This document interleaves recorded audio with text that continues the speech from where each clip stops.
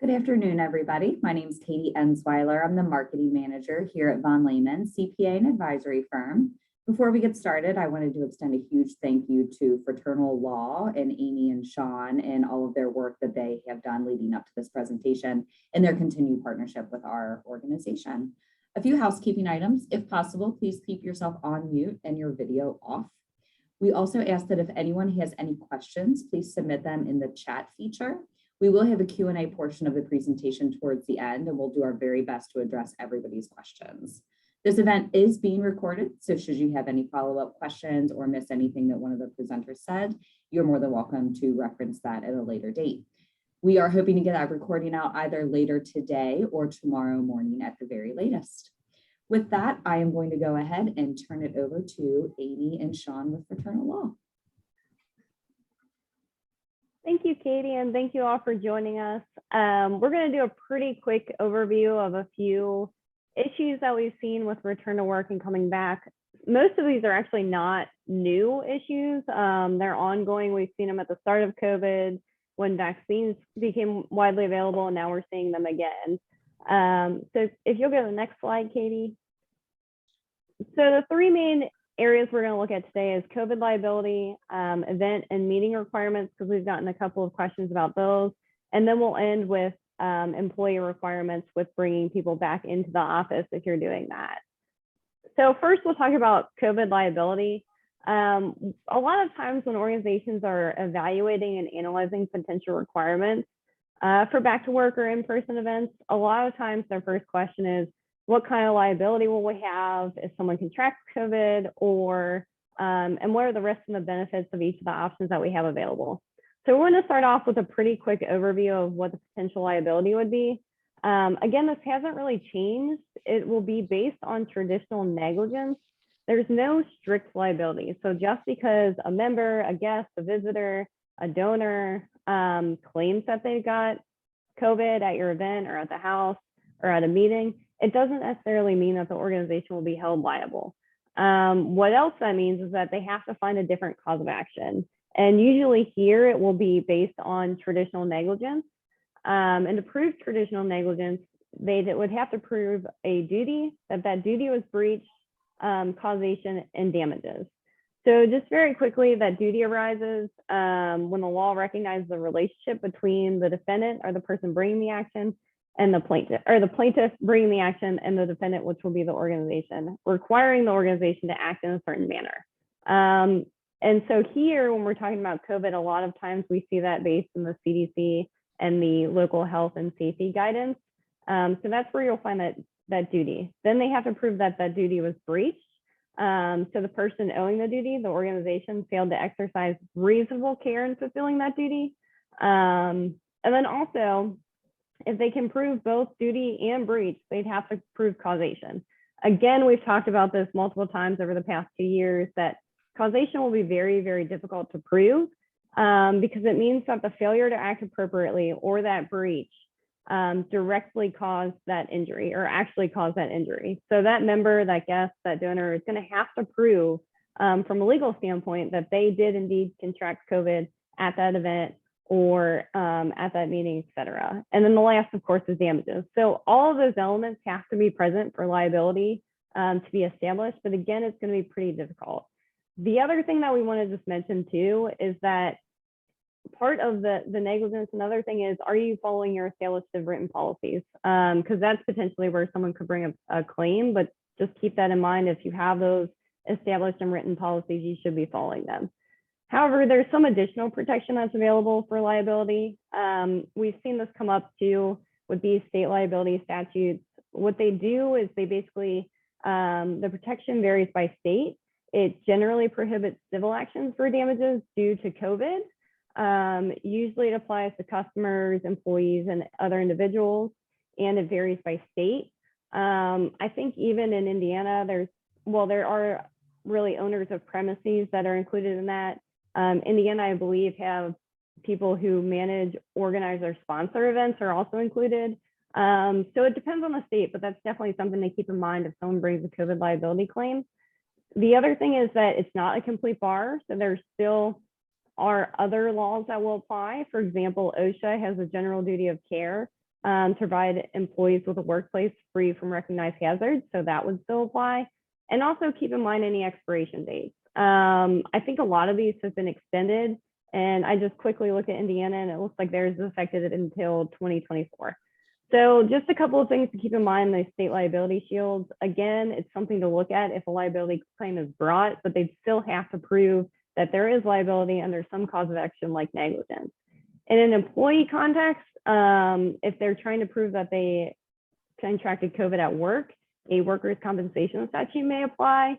It would vary by state, and it is unclear whether it would actually qualify as a claim. And again, that will depend on what state that claim is brought under. So those are your general liability. We haven't really seen lawsuits come out of people saying that they contracted COVID from an event or from a meeting or from work. Really, where these claims are being kind of focused is either in an insurance context, surrounding ADA and reasonable accommodations, and also with vaccine mandates, which we'll talk about a little bit later. So we just wanted to give you kind of the broad landscape in terms of what liability is out there, what are some protections before we dive into any requirements you want to provide for meetings and any kind of employee mandates. So with that, I'll kick it over to Sean and he'll tell you a little bit about meeting requirements. Yeah, thanks, Amy. So event and meeting requirements are something that's sort of front and center as people try to move back into something more resembling 2019 and before.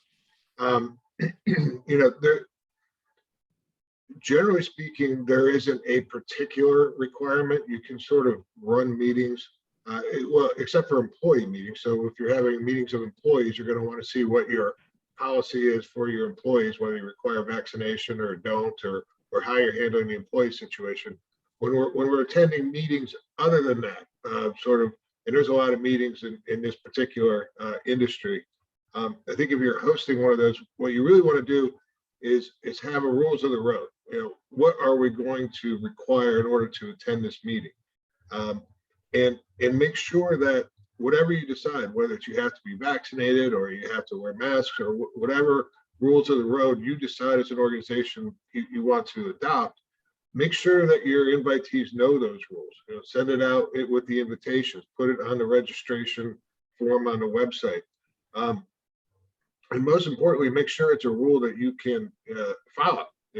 So as Amy just described, all the liability that we're really worried about here is based on a negligence theory of responsibility. So if you have rules for your event, you've now created a duty, and everybody theoretically can rely on your commitment to assume that duty. So for instance, if you require proof of vaccination at the entrance door, and you can't do that, you can't with confidence say, we're going to collect this information from every single attendee, then that's probably not a duty you want to assume. Maybe at that point you say, okay, we don't have the personnel or the expertise or the security on this facility to check proof of vaccination, so we're going to require that people self-certify. Maybe that's a way to avoid that duty. But whatever rules you do adopt, just make sure you enforce them and make sure as you're thinking about it, you can actually comply with this duty you're creating. The second thing that we're sort of seeing, and you can advance that slide, but this idea of should we require more during the registration process? And I'm going to stick on this slide for a minute, but generally what we're talking about here is an acknowledgement and assumption of the risk by your attendees. And then on the next slide, we'll talk a little bit about releases. But personally, I think assumption of risk is a great thing to incorporate into your registration materials. It doesn't really require anything of an attendee except to recognize that there's a serious illness that is in community spread, and that if you find yourself in large groups of people, whether they're masked or unmasked or to some degree vaccinated or unvaccinated, you have an opportunity to catch this disease. And so, by requiring our attendees to assume that risk, that really helps out on our duty question. What duties have we assumed when you're assuming the risk, and really causation, because right now what you have is an attendee recognizing that this disease is in community spread. It's not necessarily related to attendance at any event. You could catch this anywhere. And so I think this particular person, if they were to become a plaintiff, would have a hard time showing that there was any breach here. As a matter of fact, there was a warning. And if you advance the slide one further, we also talk a lot about waivers and releases, and this is something you could also incorporate into your registration materials, which is just sort of a general waiver of claims against the host organization. Most people, I think, that look at this question would say you should probably get a waiver if you can. I go back and forth on this. I'm not fully, I don't fully embrace the idea of a waiver. I think assumption of risk is great, but waiver is sort of an interesting thing because you're asking somebody to release claims based on attendance at an event. And to some degree, by asking for a release, you're sort of admitting that you are asking people to enter a hazardous situation where they might get hurt or ill. So I don't particularly like the optics of that. And I also have concerns because in many states, waivers are just not enforceable. So now, instead of actually helping us avoid claims, we could be getting into a situation where we have a piece of paper that makes it look like we know that this situation is dangerous. We've asked you to release your claims, but it's unenforceable, but becomes then an exhibit used against the organization to prove some kind of breach or duty. So, you know, I would encourage you to, if this is something that interests you, there's a lot of discussion about why this is a good idea. And like I said, I think there are some things that may weigh against it, but I would fully recommend that you get assumption of risk plugged into your registration material so that everybody coming to this conference understands that COVID is in the community and you may become ill. Yeah, I think that was really all. I know this is all going pretty quick, but you know, we're trying to cover a bunch of material here. So Amy, I think you want to talk a little bit about these employee requirements? Sure. So kind of what I mentioned before, and also the question that comes up with meetings and events are these mandatory vaccines. In terms of employees, again, we've talked about this before. Can employers mandate vaccines? They can. Again, the EEOC said that vaccinations are not a medical examination under the ADA, so they can do that. And again, there's those two exceptions that if you're going to have a mandatory vaccine under the ADA, it's the claims of disability that might prevent someone from safely taking the vaccine. And then there's that second exception, that's if an employee claims a religious objection to a vaccine. Requiring proof of vaccine is not a disability-related inquiry, but I do want to keep in mind, or I want everyone to keep in mind that that is a confidential medical record. So if you're getting those proofs of vaccine, if you're keeping the proof of vaccine, if you have a record of the proof of vaccine, those have that higher confidentiality requirement. So if you are requiring those, keep that in mind. The other thing is that I think generally what we've seen in the past is when there's an exception, it's mostly been more of a disability exception. So if you have a group of people or a staff or a department that is reviewing these exceptions and they're used to reviewing them in terms of a disability context, I think we might see an uptick maybe in more of those religious exceptions. So make sure that your employees are trained on what a religious exception is. And that it is definitely different than that disability accommodation analysis. So I do want everyone to keep that in mind, is that there might be an uptick in those religious exceptions that organizations may or may not have seen in the past. And make sure that managers or supervisors know how to identify the request.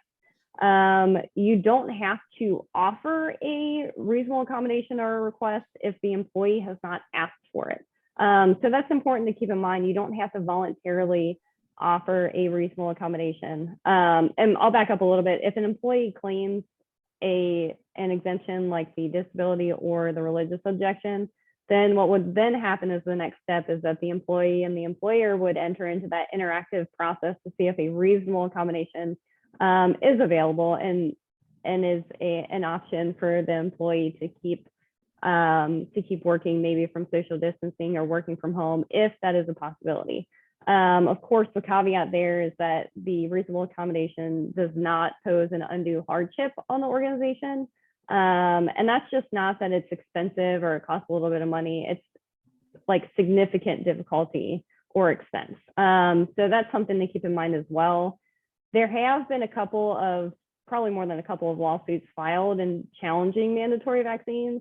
One was close to where we are here in Kentucky, and a federal judge, it was a hospital. There were nurses that were challenging the mandatory vaccine at the hospital, and the federal judge in Kentucky actually declined to provide a preliminary injunction to that group of nurses. So the judge's reasoning in that was that the hospital was a private actor, and he basically said that if an employee believes their individual liberties are being infringed upon, then they can exercise their other individual liberties, which is the right to seek other employment.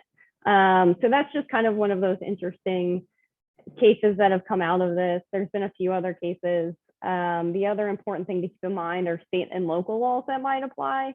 There are a couple of states that have put prohibitions on mandatory vaccinations, particularly for state actors. Not saying that they would necessarily apply to any private actors, they probably would not.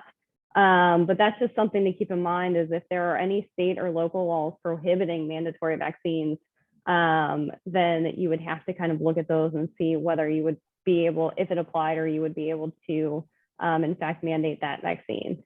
So those are just a couple of things to keep in mind, a couple of new things on the mandatory vaccine front. I'll kick it over to Sean, because the big news about the mandatory vaccines, of course, is that new federal vaccine mandate. Yeah, and yeah, there we go. So just a few days ago, the Biden administration announced a new effort at a federal vaccine, which is going to take effect. There is an executive order out there that covers this. It applies to, generally speaking, executive branch employees, which is a large segment of the federal government. That will be a mandate, vaccine mandate for them. Government contractors, also a vaccine mandate. The Safer Workforce Task Force has actually already issued the rules that will apply to government contractors. I don't think it's applicable here to this group. Medical workers in institutions that accept Medicare and Medicaid, those rules are forthcoming. You can't tell exactly what it means, but it does look like it's going to be a vaccine mandate. And then the interesting one, I think, for this group is that employers with 100 or more employees will be required to either implement vaccine mandates or allow workers to opt out of the mandate but get tested weekly. This isn't going to apply to a whole lot of organizations here, but I think what it does do is that if your organization is inclined to implement a vaccine mandate, this may be a roadmap for you as to how to do that. You're not technically going to be subject to it, but it may be helpful if that is a direction you want to go. I'd also point out that large companies that are looking at this, because they will be impacted, are deciding that they are not going to allow employees to opt out. In other words, refuse the vaccination and do weekly testing. Federal law doesn't require that you do that. And employers with that are subject to these rules are free to implement a full vaccine mandate. And I think, frankly, that's where most of these companies are going to go. There's too many financial and sort of operational questions around this, weekly testing business to really make people comfortable. So I think we're going to see them all go with, or the vast majority of these companies go with straight up vaccine mandates. That's what we had for today, and we'll turn it back over to VonLehman. Thank you. And one more thing to note on that. The last slide, we were just talking about this too. Our 2021 Fraternal Law Conference is coming up in November. We still do have both in-person and virtual options. So we'd be happy to see you there, either virtually or in person, and you can register on our website at fraternallaw.com. The most important part. Thank you so much, Amy and Sean. And when I send out the follow-up email, I will include the link for their conference so everybody can access that very easily, as well as both Amy and Sean's contact information. So thank you both for your time today. With that, I don't want to waste any time. Deirdre, I'm going to turn it over to you. Thank you so much. Great. Well, we wanted to start by looking at navigating then as you are returning to work. What are some considerations that you need to have in place relative to returning to work and in-person events too? And my perspective is a little different from Sean and Amy's. I'm in the human resources role and working with clients on human resources needs and helping them navigate then as they get guidance from attorneys like Amy and Sean. Now, what do we do with that as we implement that here at work? So we wanted to start by talking about return to in-person. Most organizations have already made this decision and have gone through this process, but if your organization hasn't, we thought it was helpful just to highlight a couple steps that we recommend that organizations consider. And the first is in looking at in-person, spend some time communicating with employees before returning to in-person, get some input from them. That might be through a survey. It might even be just through informally collecting data to start to get your arms around information relative to employee concerns. For example, employees, you may have a population of employees who have potential childcare concerns. If, for example, latchkey programs aren't available at their schools, at their children's schools. So gather that data. It will help you start to figure out what's the next best step for us to take. And to consider that there is not a one-size-fits-all solution, and there may be a way for you to figure out how do we create an environment that allows us to meet a variety of different needs. And some of that may come from considering hybrid work, which means having some in-person work and some remote. In other words, it doesn't have to be an either or. You might also look to add an incremental return. So having employees phase back in over a period of time, or maybe even staggering weeks when employees come in. Employee A may come in on week 1 and employee B comes in on week 2, and it continues back and forth like that. As employees are coming back into the workplace too, we certainly recommend that employers emphasize the positive impacts of in-person. There are real values from working remotely, and there's also real value from being in person. The collaboration and the creativity that we have from the in-person interactions is difficult to replicate in a remote environment. And so certainly emphasize, here's why the organization is returning to some in-person pieces. And of course, continue to follow any state and local guidelines and CDC guidelines too, as you consider returning in person. And it may be then a good idea too to contact Amy and Sean to decide, hey, what do we need to make sure that we're considering here relative to our policies and how we're doing this. Once you have employees returning to the workplace, if you do have employees who are working remotely, it's important to consider how you manage those employees and how you're engaging employees remotely. So looking at that, we certainly would recommend, if nothing else, that one of the things that managers consider doing that they might not have done in an all in-person environment is having scheduled check-ins. A good rule of thumb is to have a check-in at least twice a week with employees, and it depends on the role of the employee and it depends on how tenured that employee is. Employees who are newer to the organization may need more frequent check-ins. Employees who are more tenured with the organization may not need as much in terms of check-ins. So again, this is a great place to coordinate with employees and making sure that you're providing for them exactly what it is that they need. And as you're doing that, make sure that you are in working with those employees, utilizing tools that help you with the communication. So using tools just like this, using Zoom, using Teams, using Slack, other types of tools that help streamline communication and make the communication more effective and easier to engage in. As you are communicating with employees too, making sure that you're showing them that you care. So checking in with them regarding setting healthy boundaries and respecting those boundaries, making sure that you're understanding how their workload is impacting them and helping them to avoid burnout by helping them manage their workload. And certainly employees who are remote often feel that they may not have that visibility or that recognition that employees who are in the office have. So making sure to be recognizing employee contributions. Another aspect of remote work in which employees feel that they may not have that visibility is really their visibility to information. There's so much informal information that we get through the in-office meetings. As you bump into somebody at the water cooler, as you see someone across the office, there is a lot of informal information that gets circulated. So making sure that those remote employees, or when employees are, if they're working in a hybrid mode, that when they are out of the office, any new information that was shared, that they get that information as well. Let's move on to talking a little bit about the work environment and resources.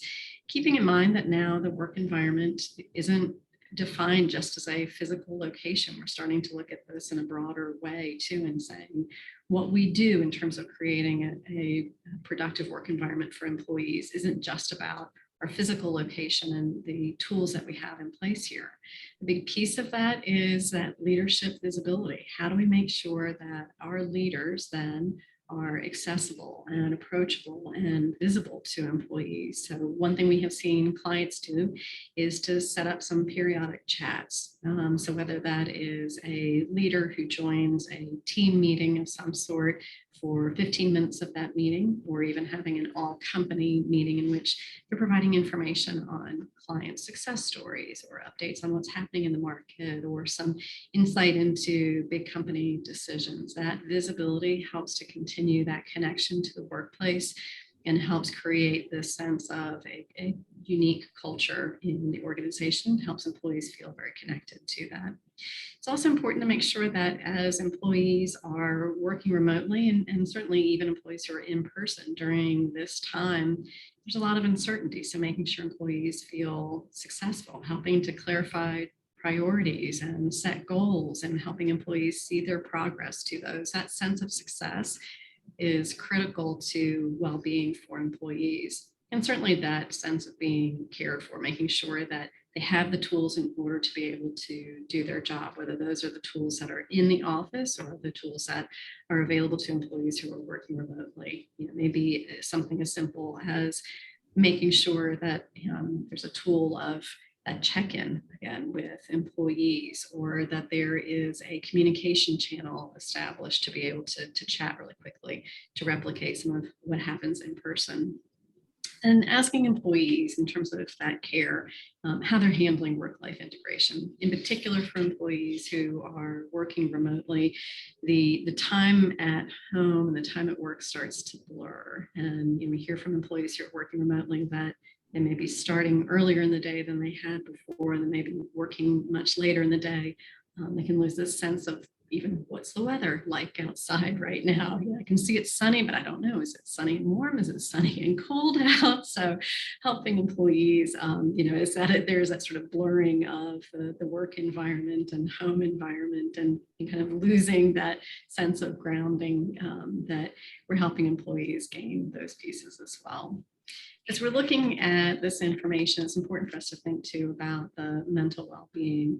There has been for years critical for employees to have mental well-being resources available to them. Many organizations already have employee assistance programs, but many employees don't know that those programs exist. And now more than ever, as employees are dealing with a great deal of ambiguity and this sense of this change that just doesn't seem to have an end. We're 18 months into this, and so for employees, it can feel at this point draining, and many employees are saying, hey, I'm starting to feel a little crisp around the edges, I'm starting to burn out here. So making sure that if you have resources like an EAP program, which is an employee assistance program available to employees, that you're communicating that to them so they know about that you're educating them. If you don't have tools like that, looking for tools such as an EAP program that you can implement. You could work with your medical insurance in order to be able to provide that. Look at that as a possibility. Or there are also other free resources, for example, through the American Psychological Association. We have other clients too who have found ways to continue to help employees with their mental well-being. One client has a quarterly recharge day. Employees in their organization can use that quarterly recharge day to say, this is in essence a PTO day, a vacation day that I'm going to take off. I'm not going to be accessible at all during this day. And it gives employees a chance to say, I really need some time to focus in on myself. As we're looking at helping employees too, it's important that we look at making sure that our work and business is a great place to work. So we're going to move on to the next slide here and talk a little bit about that. One of the things that job seekers in particular are looking for too, as they're considering companies, or for your employees as well who are there, is continuing to make sure that your workplace is a good place to work. One of the things that we can control as employers is we control the story. We can tell employees about, and we can tell candidates about what makes our organization a good place to work. You can do that if you have a careers page, for example, on LinkedIn. You can do that through your company website. You can do that through social media, and you can engage employees in that as well. So many candidates will go research a company before deciding to head to that company. And they certainly look for testimonials from employees. They look for photos, they look for videos, they look for any type of feedback that might be on Glassdoor or Indeed. So an organization that is vigilant about thinking about your employer brand and really continuing to get the word out about what makes the company a great place to work, it makes a difference in terms of your ability to attract candidates. And we're going to move to the next slide. It also makes a difference too in terms of your retention. Your number one recruiting strategy should be retention. That is one of the easiest way for you to, your organization, to fill positions is to keep people in positions. So not only telling people about what makes your organization a great place to work, but actively being a great place to work. So some of that comes through just the things we've talked about, giving employees a sense of purpose in their work, providing frequent feedback to them, working with employees to help them understand how their work has meaning. How is it tied to the vision and mission of the organization?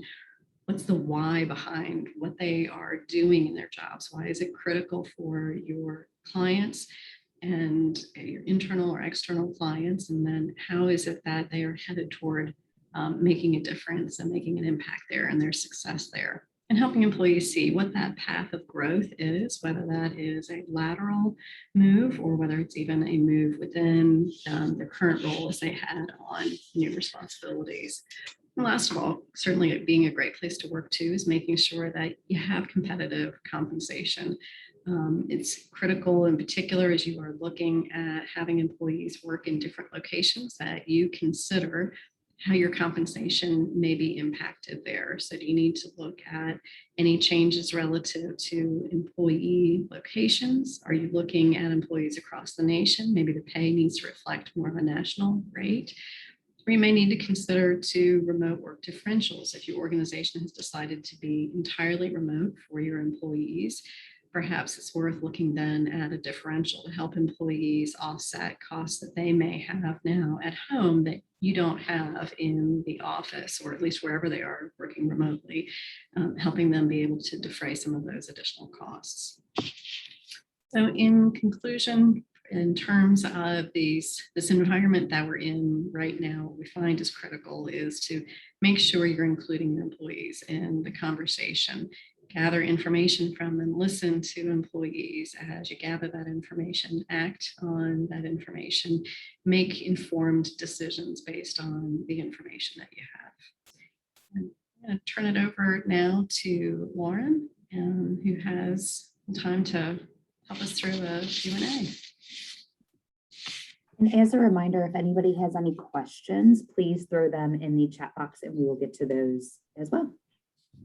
Over to you, Lauren. Great, thank you. Okay, so I do have a couple of questions that we can get started with on the panel discussion.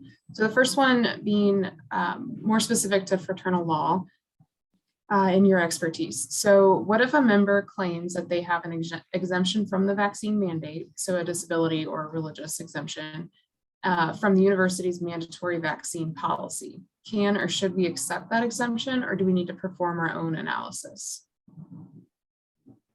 Yeah, so this is a question that comes up more with more and more universities requiring the vaccine and mandating it. So kind of long and short is if they're saying they have a disability or religious exception, you can accept that portion without any, I mean, we would recommend that you still get the documentation showing that disability.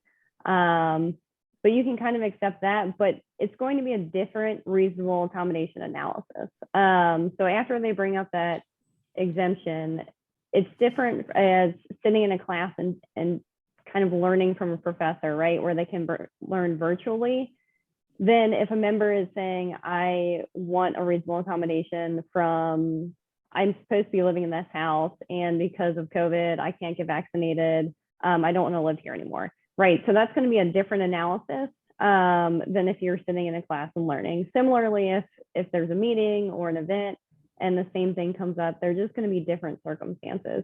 So really, the organization should analyze each exemption request, reasonable accommodation request on kind of a case-by-case basis, because your reasonable accommodation, your options are going to be different.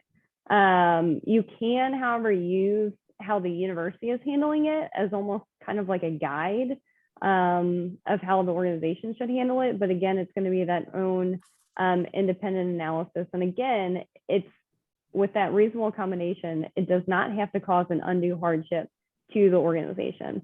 So that's just something to keep in mind in terms of that, whether you can accept it or not. I would use it as a guide, but the organization should do their own analysis on a case-by-case basis, enter into that interactive process with the member or the individual.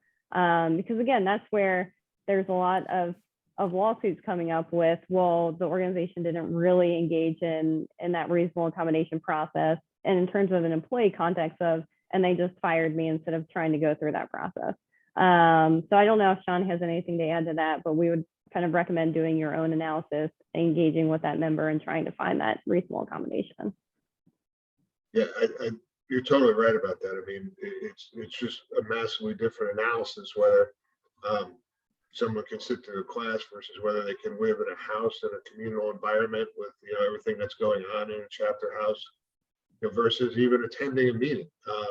These are just different risks, and they have different risk profiles, and there are different ways to accommodate those issues. So, they're somewhat disconnected in that sense.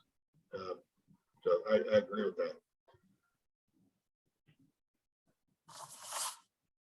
Okay, kind of speaking to the mandates, if you have traveling consultants, advisors, or vendors coming into chapter houses, do the vaccine mandates apply to them as well? Yeah, yes. I mean, I think generally I would say it does.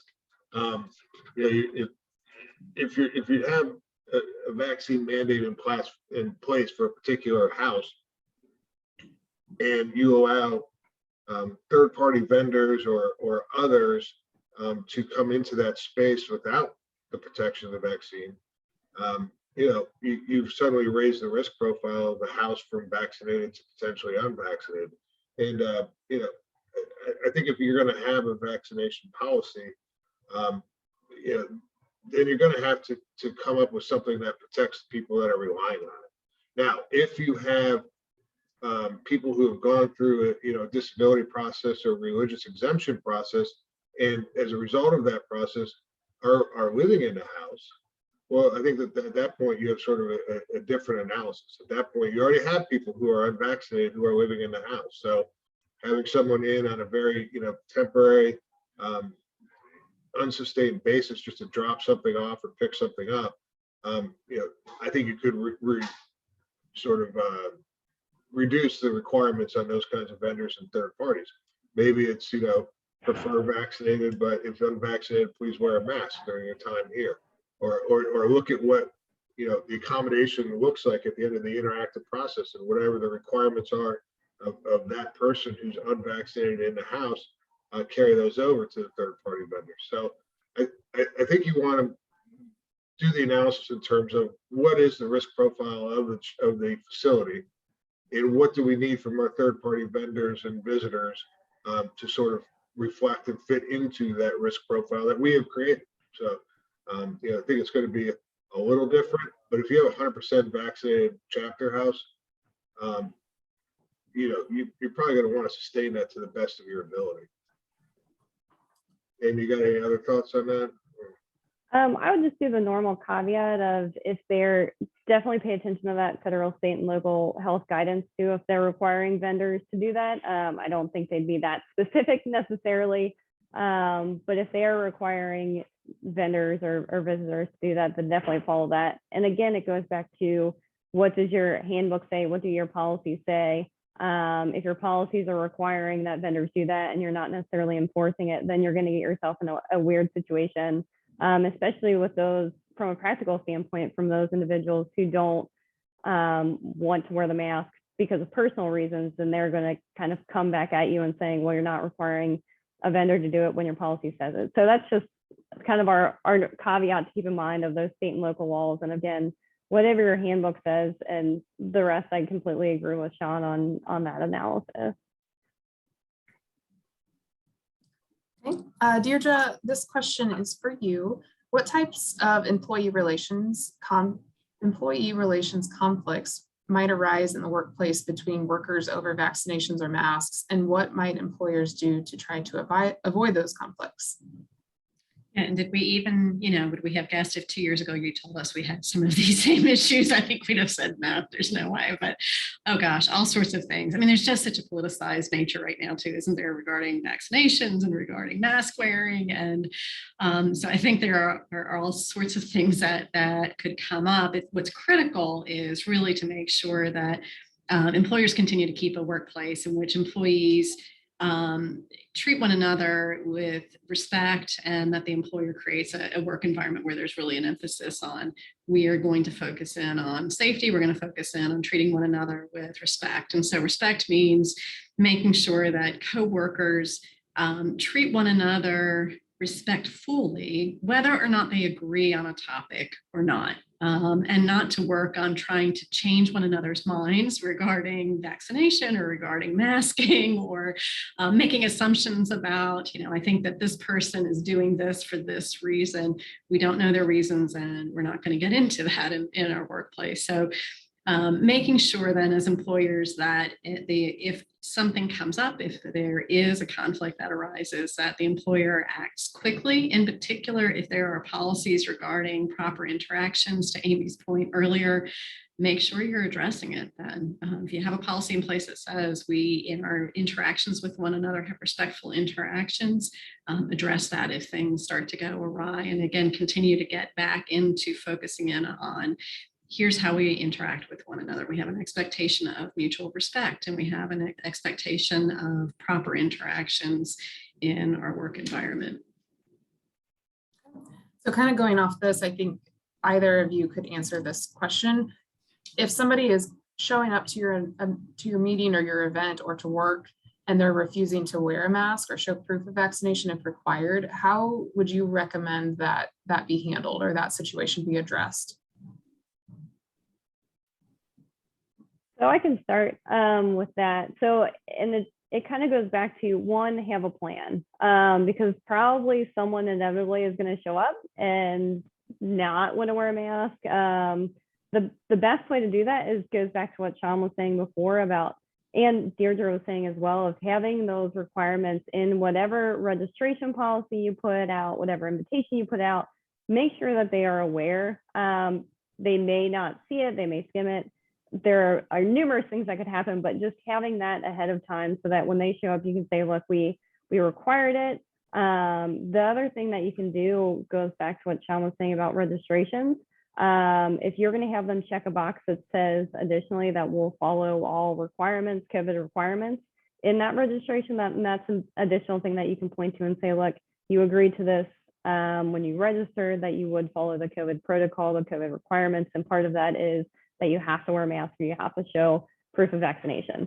With that being said, you're also presented with that kind of between a rock and a hard place of whether you're going to allow that member, or if it's a big event with a donor, to enter and deviate from that policy.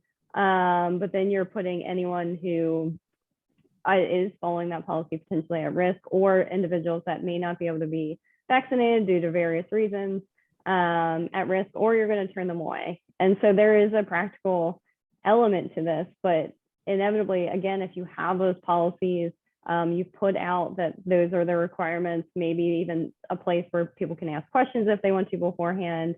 But again, just make it very clear what the requirements are from the beginning, so that hopefully you kind of mitigated anyone that was going to show up and say, hey, I don't want to wear a mask, but I still want to be a part of this event.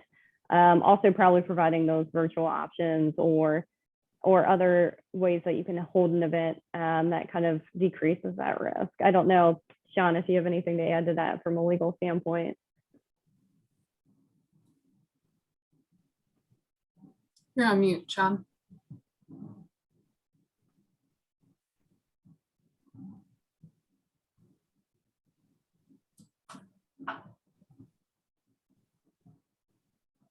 Or Deirdre, if you have anything while we figure out Sorry. Sean. There we go. Oh, There's there he Sean. is. I got frozen there. I couldn't move the mouse.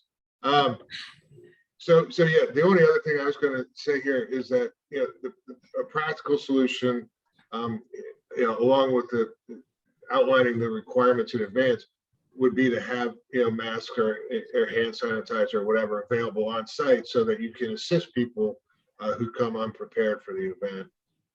You still get the risk of refusal, and then you got to do what you're going to do, but that can help you sort of ease people down the path of compliance. Yeah, I was going to say, to build on what Sean was saying, just that, just as I was saying about, employee relations conflicts, a lot of it is assume good intent, assume that this person who isn't doing the thing that we are expecting, that perhaps there's a reason behind that. And it may just be, let's just assume that they left home without a mask and we have them handy for them. Let's tee it up so that they can fall in line with what we need. Yep. Great. So with the current environment, Deirdre, there's a lot of change and uncertainty that's been going on. What are some recommendations that you have for helping to create a more positive work experience during this time for employees or for members that are involved in the organization? Well, I think one of the keys is that sense of community, creating a sense of community. Some of that comes then into promoting collaboration. And the good news is, from an employer perspective too, studies have shown that collaboration then also raises productivity. So if we're just talking about it from an employer perspective, collaboration has that positive impact as well. But certainly just overall, it helps create collaboration, helps create a sense of community. So you can do that through things too, like maybe it's a wellness competition, maybe it's celebrating successes, celebrating good work, celebrating good things that are happening in the organization. It could be then through creating other types of sort of events, if you will, and they don't have to be in-person events. It could even be, we have a client, for example, who has a coffee chat. And so what they've offered is a coffee gift card to anybody who goes to meet virtually with another employee that they don't know. So this is a work environment in which many people are remote. And so they've said, hey, we really want people to continue to get to know one another in the way that they might if they were bumping into each other and getting water, for example. So if somebody says, oh, I don't know that person, and I'm going to get together with them, we'll provide them both with gift cards, small gift cards, so that they can get a cup of coffee and meet virtually. So again, thinking through what are some ways that we can create community and connection for employees. Ideas. In addition to navigating the challenges that COVID's presented, many employers are having difficulty filling open positions. And Deirdre, you kind of alluded to this during your section of the presentation. So what, if any, tools are you seeing organizations use to lure employees or potential employees? A lot of creativity right now. And so, certainly employers who are saying, let's make sure that we are communicating more so than we ever had before what's positive in our culture, flexibility regarding hybrid work. We are seeing more and more candidates and employees who say, I want to either work remotely 100% or do hybrid work. So we're recommending to clients, if there is not a business need for you to have everyone in person, consider at least getting to a hybrid approach to what you're doing. In terms of attracting candidates too, one of the things we've seen that we thought was pretty creative was a hiring event. This was an organization that needed to hire a number of people, and they brought in a food truck and had a fun outdoor event to get people there. We also saw, and it was kind of interesting, an organization that thought that maybe their candidates didn't know how to go through a Zoom interview, and a Zoom interview is can be kind of an awkward interaction. And so they worked with candidates, helping give them information up front that really assisted them through the interview process. So thinking through what's that experience like for the candidates, and the more we can make that a good experience, it helps shed some light on what would it be like to work at this organization as well. So thinking through how can we make this as enjoyable a process as it can be for candidates, whether that's the event where they're attracted or how they go through the interview. So you mentioned a little bit about that remote work environment or hybrid approach. So if an employee was able to work remotely during the pandemic and then refuses to come back to work in person, and they claim that they've proven that they can do their job remotely, are you required to let them continue working remotely, or how do you address that situation? Yeah, you're not required to have an employee continue to work remotely, but certainly I think they bring up a good point, which is I have this track record of showing, and let's assume they did, right? They had a track record of showing that they were able to work remotely. Suddenly saying, well, yeah, things have changed and now we need you back in the office full time seems a little counterproductive. So we certainly think, again, just as we've talked about, through this whole process, it's have an interactive process, have a conversation with the employees, see if you can find a middle ground. There may be some things that are missing. And certainly, again, I think that there is connection that takes place in the workplace, collaboration, communication, creativity that is harder to replicate remotely. So maybe there's some pieces that you can point to. Here's why you want to get there, but it doesn't have to be so black and white that it's an either or. Maybe there's a middle ground where the two of you can get to an agreement on here's how we'll get there, but that takes having that conversation. Amy and Sean, anything you want to add on that?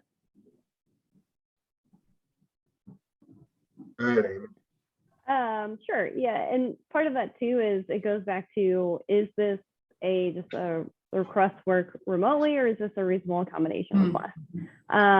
If it is a reasonable accommodation request, again, it goes into the interactive process that Deirdre said. But additionally to that is if there are some organizations that have maybe changed because they couldn't, if you had traveling consultants that couldn't travel during COVID, so you let them work from home, then maybe when you bring them back into the office, that's part of their, what we call an essential work function, right? It's an essential part of their job is traveling. So if that's what their job is, and this is just an example, and they want to now work from home and they're asking you to change that essential function of their job, then it's a different analysis, because under a reasonable accommodation analysis, when we're looking at the undue hardship, part of that is that you don't have to change the essential work function of a job in order to provide that reasonable accommodation. So that's just an example of if part of the employee's essential work function is that they have to be in the office or they have to be traveling, and essentially they cannot work from home. You don't have to change what their job is to accommodate their work from home request.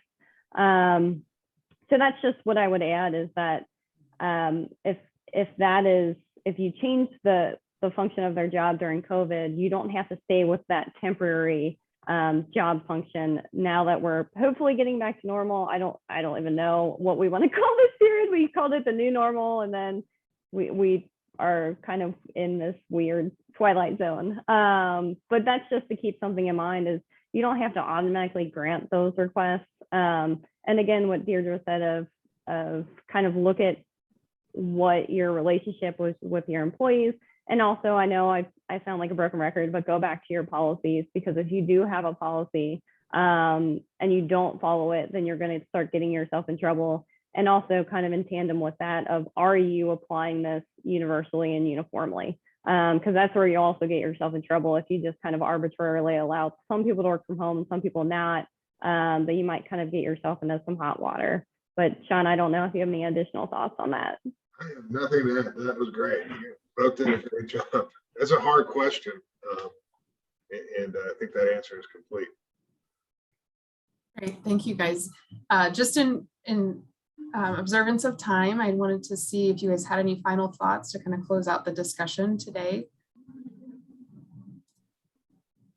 I'll jump in and start us off and then turn it over to Amy and Sean. And that really is, in the last 18 months, certainly, many of the people who are here today or might be listening later on to have probably already experienced a real tolerance for ambiguity and flexibility. And I think we're building that muscle, and we encourage you to continue to use that muscle then too, that there's more change on the horizon, and it takes really listening to one another and coming up with kind of what's the heart of the matter and how can we come to solutions that help us meet in the middle in order to get to a good result.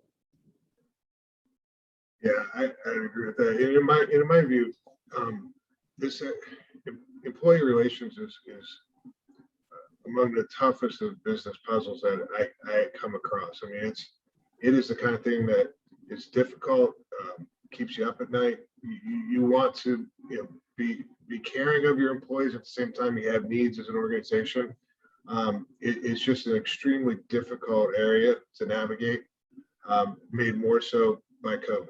And so I think that's exactly right. Be nimble, be flexible, be agile, be ready to change your mind. What you think is right today could be absolutely wrong tomorrow. And it's evolving in very quick, real time. So difficult area, and we just got to work through it. And I'll just jump off of that. And it's just being clear of those requirements that you have and clear with your employees or members before events, and kind of working with them if they do have those reasonable accommodation requests, because it's not easy. And I'm sure this will continue to change and hopefully for the better. And if you have any questions, please ask for help on the front end, because it's a lot easier to get those requirements in place than afterwards when you're kind of calling an audible and fumbling around trying to find a solution. So please, if you have any questions, ask. Otherwise, thank you all for all that you do, because this is not an easy time to be in the positions that you're in, and everyone has done a great job, and it makes our job a lot easier as well. So thank you all for coming, and thank you for all your hard work. Thank you very much. A huge thank you to Sean, Amy, and Deirdre for presenting today, and also to Lauren for moderating. Thank you so much for that. Again, we will send out the contact information for everybody involved in today's presentation, a copy of the link as well for the recording, and a link if you're interested in registering for the Fraternal Law Conference. That's all we have for you guys today. Thank you very much for attending, and enjoy the rest of your week.